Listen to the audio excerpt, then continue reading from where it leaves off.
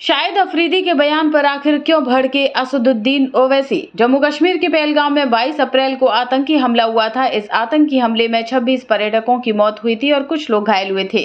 आतंकी हमले के बाद पूरे देश में गम और गुस्से का माहौल है। पूरा देश आतंकियों और उसके आकाओं के विरुद्ध कड़ा एक्शन लेने की मांग कर रहा है। इसी बीच पहलगाम हमले के बाद पाकिस्तानी क्रिकेट टीम के पूर्व कप्तान शाहिद अफरीदी ने गैर जिम्मेदाराना बयान देते हुए भारत पर अनर्गल टिप्पणी की। अफरीदी ने पहलगाम में हुए घातक आतंकी हमले का दोष भारतीय सेना पर मढ़ा था और कहा था कि वे आतंकवादियों से अपने नागरिकों की रक्षा करने में असमर्थ हैं। इसी बयान को लेकर AIMIM के प्रमुख असदुद्दीन ओवैसी ने शाहिद अफरीदी को खरी खरी सुनाई है। ओवैसी ने शाहिद अफरीदी को जोकर कहकर संबोधित किया। ओवैसी से शाहिद अफरीदी के बयान पर प्रतिक्रिया देने के लिए कहा गया था तो उन्होंने बस इतना ही कहा कि जोकर का नाम मत लो। ओवैसी ने भारत सरकार से पाकिस्तान को FATF सूची में डालने की अपील की।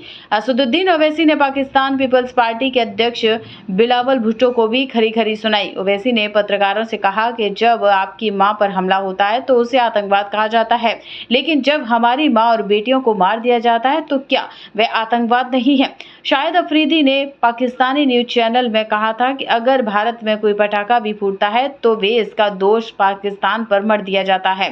कश्मीर में आपके पास 8 लाख सैनिक हैं, फिर भी ऐसा हुआ। इसका मतलब है कि आप बेकार हैं, लोगों को सुरक्षा देने में सक्षम नहीं है। शाहिद अफरीदी ने कहा था कि यह आश्चर्यजनक है कि हमले के 1 घंटे के भीतर ही उनका मीडिया बॉलीवुड में बदल गया। भगवान के लिए हर चीज को बॉलीवुड मत बनाओ।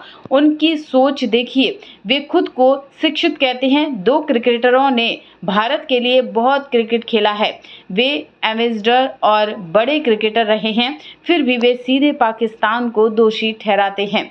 शाहिद अफरीदी पहले भी भारत के खिलाफ विवादास्पद बयान दे चुके हैं। वैसे अफरीदी खेल के दिनों में अपनी उम्र को लेकर भी विवादों में रहे। क्या है, भारत भी अपने लोगों को मारता है और फिर बाद में हमारे ऊपर नाम लेता है। कौन है जी ने? शहीद अफरीदी कौन है इन्हें?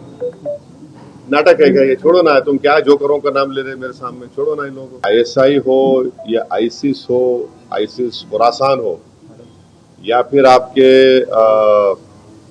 जो डीप स्टेट है या एस्टेब्लिशमेंट है पाकिस्तान का, वो तो यही चाहते कि इस देश में हमेशा के लिए हिंदू मुसलमानों के झगड़े चलते रहे। तो इसीलिए उन्होंने हरकत की और उनका वहां कश्मीर में जाकर नॉन मुस्लिम को, हमारे हिंदू भाई बहनों को मारने का मकसद एक ही था कि कश्मीर को बताना चाह रहे थे कि यहाँ कोई नॉन मुस्लिम नहीं आ सकता। तो उनका मकसद वही है।